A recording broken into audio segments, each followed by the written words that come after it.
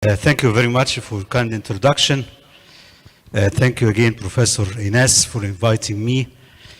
And let me present today in 15 minutes what I think can be a practical approach for management of diabetes in pregnancy. And we are trying over the next few minutes to answer few questions briefly, and let me start with the question of what is gestational diabetes? By definition, gestational diabetes is diabetes diagnosed for the first time during second or third trimesters of pregnancy, specifically in later months of pregnancy. So looking at the story of Mrs. Rania, with no history of diabetes, she is pregnant 4 weeks, presenting with such hyperglycemia, A1C of 6.9. Well, here is not a gestational diabetes. Simply, when you have a pregnant lady in the first trimester and in the first antenatal visit, presenting with such hyperglycemia, she's having pre-existing diabetes, most probably type 2 diabetes, which was undiagnosed and is diagnosed in the first antenatal visit. So gestational diabetes is diabetes presented for the first time during the second and third trimester, that stage of insulin resistance of pregnancy. And this will take us to the second question, which how to make the diagnosis of gestational diabetes. According to the ADA, every pregnant lady should be screened for gestational diabetes from the week 24 to 28 months of pregnancy. And the most practical way for screening for gestational diabetes is to ask the pregnant lady to go in the fasting state and to go through 75 grams oral glucose tolerance test. And please remember with this cutoff, this threshold for the diagnosis of gestational diabetes. Fasting 92, 1 hour 180, and 2 hours 153. Having any one of this cutoff is diagnostic for gestational diabetes. Screening for gestational diabetes should be done for every pregnant lady from the 24th weeks of pregnancy. And here is a typical presentation of gestational diabetes, Mrs. Ghada, having no history of diabetes, and in the first antenatal visit, her blood glucose was pretty well.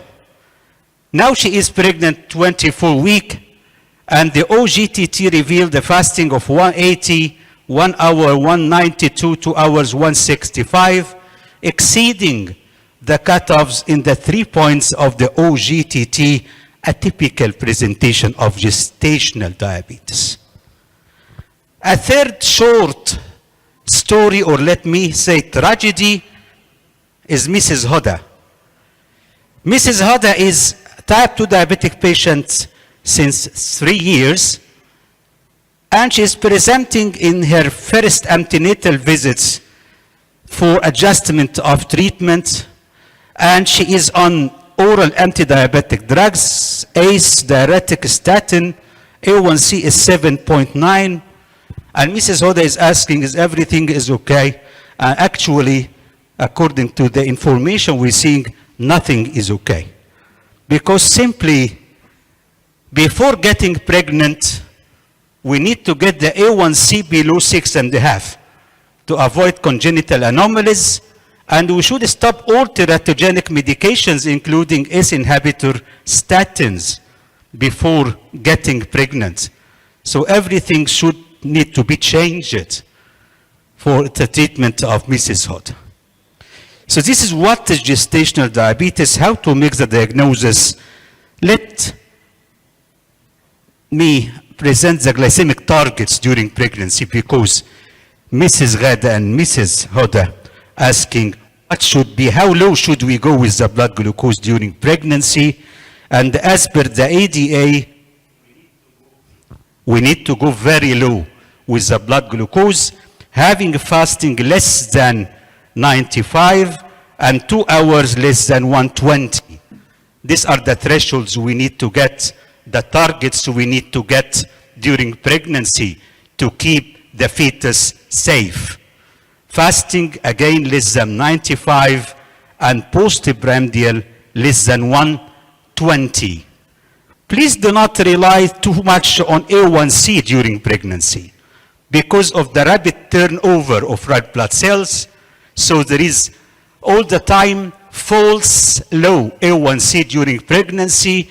And if you want to adopt A1C during pregnancy as secondary target, please target A1C below 6%, not 7% or 6.5%. So, what is gestational diabetes? How to make the diagnosis? At what should be glycemic targets during pregnancy? My next question is treatment of gestational diabetes, the practical part of how can we reach such a difficult to reach targets of glycemic control. Lifestyle change should be the mainstay. Again, lifestyle therapy is the essential component of management of gestational diabetes. And approximately 70 to 85% of ladies with gestational diabetes, you can get good control of gestational diabetes with lifestyle modification alone. However, if you have initially elevated blood glucose, a significant hyperglycemia away from the target, one should start pharmacological therapy together with lifestyle. So if you are near to the targets, slightly elevated blood glucose, try lifestyle, diet and exercise first before thinking of pharmacotherapy. But if this fails, you should add pharmacotherapy. Initially, if you have significant hyperglycemia, you are far away from targets, we need to start with both lifestyle and pharmacotherapy. What should be the drugs, the pharmacotherapy during gestational diabetes? It should be insulin, only insulin, and nothing but insulin. Simply because none of the currently available insulin cross the placenta. We know very well that insulin molecule, being large in size, does not cross the placenta, so the fetus is safe from exposure to the drug. And these are the insulin preparations approved to use during pregnancy. All human insulin, NPH, and regular insulin are approved, but not all analogs are approved to be used in pregnancy. For basal insulin, Datimir and Degludec are approved. For prandial insulin, Aspart and Lispro are approved. Glargine and Glulisine are not studied well during pregnancy, so we need to keep with this preparation, and definitely analogs are better to be used during pregnancy to avoid hypoglycemia and to avoid variability and fluctuations of blood glucose. Going with the analogs much better than human insulin. Let me present some profiles you may find practically when you are managing gestational diabetes. This is patient profile 1. She is on lifestyle therapy only for 2 weeks, having 3 meals with 2 light snacks. And please, you should request self-monitoring, home monitoring of blood glucose during pregnancy. It's not luxury, it's not an option. It's an essential part of treatment. So, having this self-monitoring of this patient, showing that the fasting is less than 95 and the postprandial is well below 120, just on lifestyle therapy, so she doesn't need to add pharmacotherapy. This is one profile. Another profile here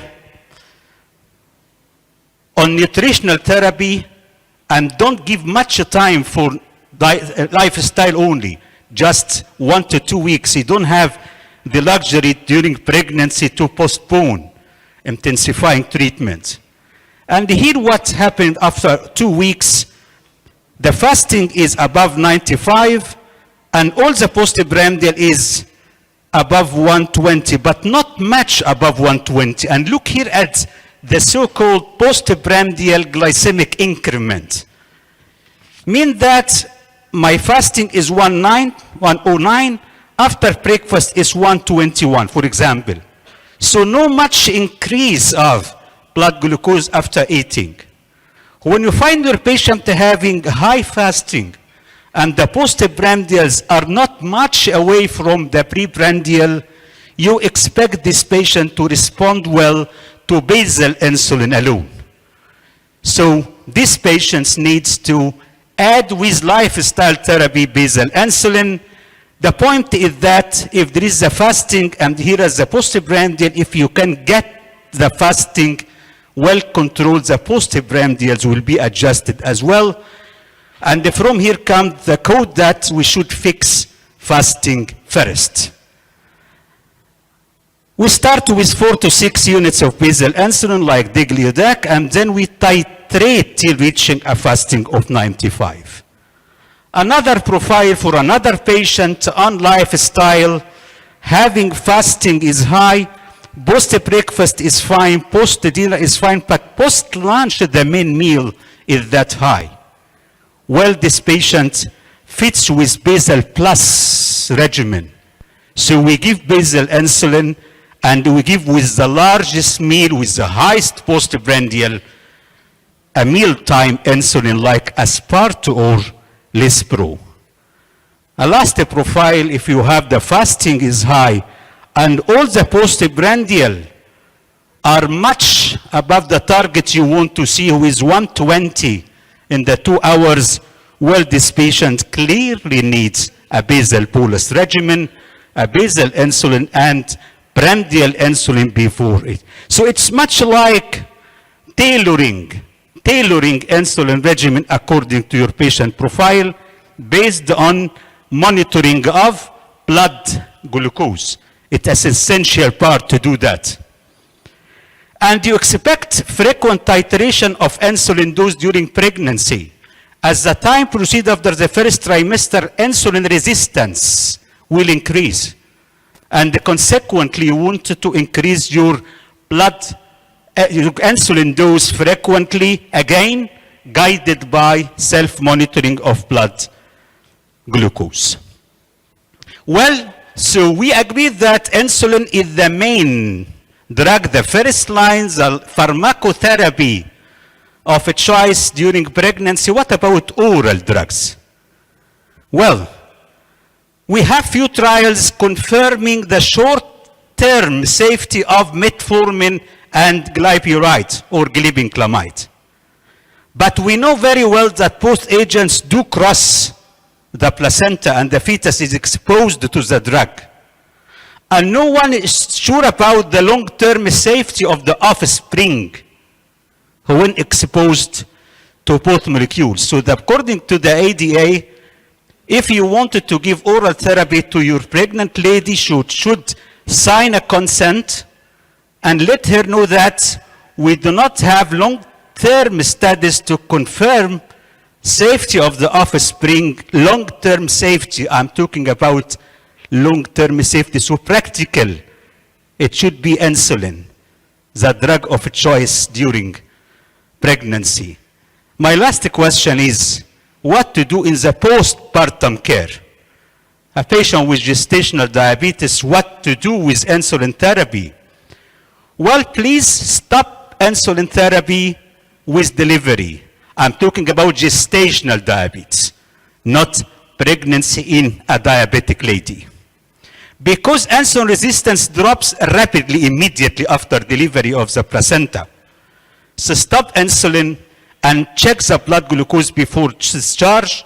If it's normal, well, do not forget to tell your patient that she is having a high risk to get type 2 diabetes in the future.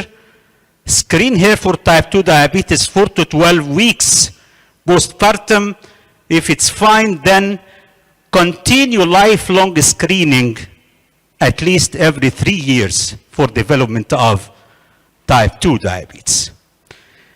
Mr. Chairman, dear colleagues and friends, hopefully we tried today to answer this few questions about diabetes in pregnancy, and thank you very much for attention.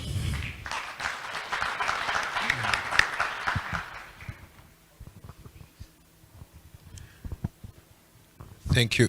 Thank you, Professor Helmy, for that comprehensive, very clear presentation. Do you mind taking some questions from the audience? Yes, Any please. questions from the audience? There's a question over there, please. Can you, is there a microphone? Thank you.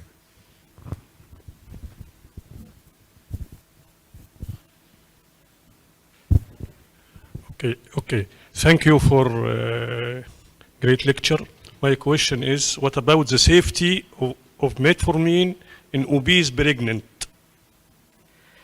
Thank you very much for the question. Very interesting. Metformin safety during pregnancy. Well, the drugs that studies we do have and the evidence we do have confirms the short-term safety of metformin, mean that the outcome of pregnancy is fine if the patient is taking metformin during pregnancy. However, and as shown, we do not have a long-term study to confirm safety of the offspring in the future years when exposed to metformin in utero. So the point is that for the short term, yes, metformin seems to be safe during pregnancy for both the mother and the fetus, but no one is that sure about safety on the long term. Thank you very much for the question. Yes, please.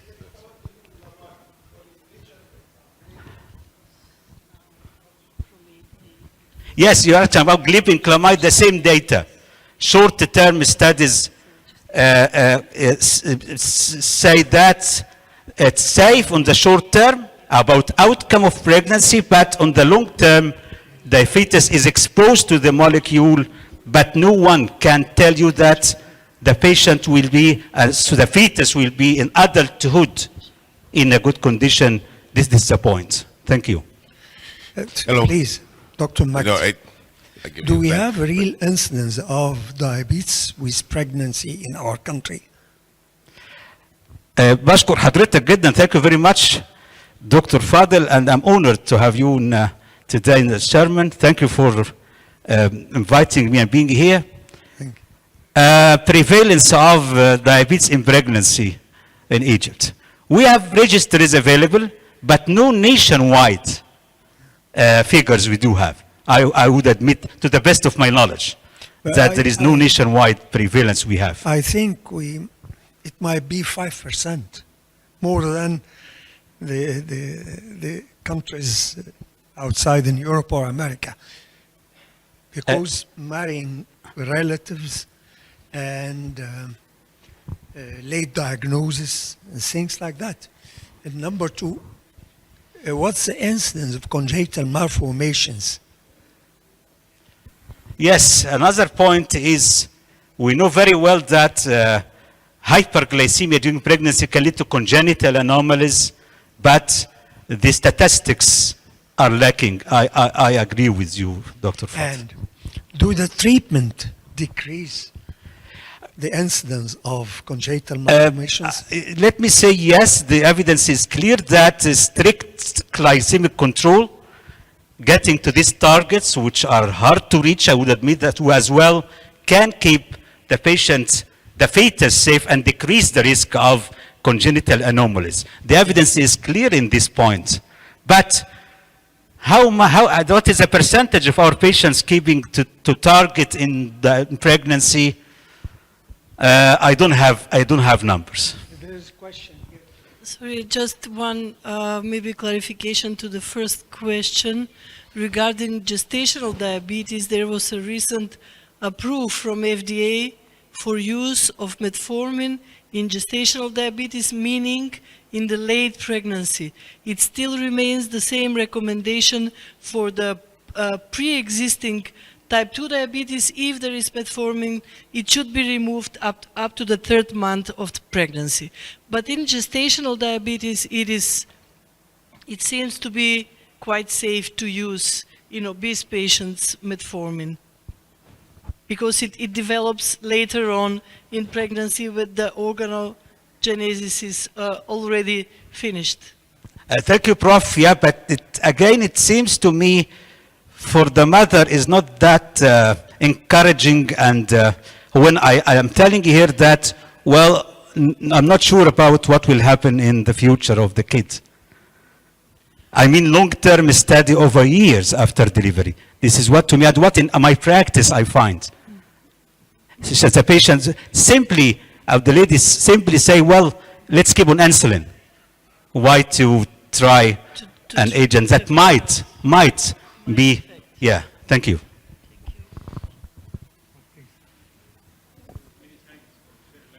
Check.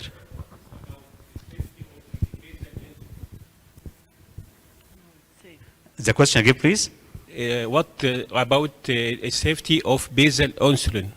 Yeah, thank you very much. Basal insulin in pregnancy for NPH, the human insulin, is absolutely safe, and for analogs, the Datimir is approved since a long time, and the Degludec has been recently approved to use during pregnancy.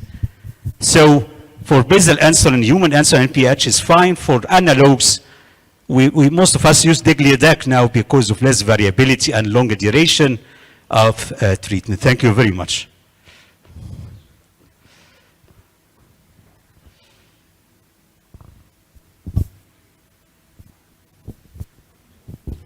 Thank you very much, Professor. It's a very good topic, and something that we are seeing a lot in terms of glucose control. And I agree. Insulin is the best, and you need to use insulin is the best for diabetes, pre-diabetes. My question to you is a comment regarding if you want to have the best outcome, you have to have good, tight glucose control, right? And I suspect, my own opinion, is the best way to do that is with CGM. But a lot of the OB colleagues are very reluctant to use CGM. And they say CGM has not been tested on pregnant women. Okay. I use it all the time. I think it's great. There are actually ADA guidelines for time and range and things like that. What is your comments on using CGM in pregnancy? Thank you very much. And to me, I hope I can use CGM to every pregnant lady. To me, one of the indications of CGM and the great role of CGM is very clear during pregnancy. However, the cost is an issue because not every pregnant lady can afford the cost of the sensors of CGM, but it makes a difference to me with the ladies who can afford to be on CGM during pregnancy. I agree with you that I get the best outcomes for glycemic control. Thank you a lot. Yeah, the next lecture we will enjoy with Professor Milenkovic about the beauty of CGM during pregnancy. So this will be the next lecture.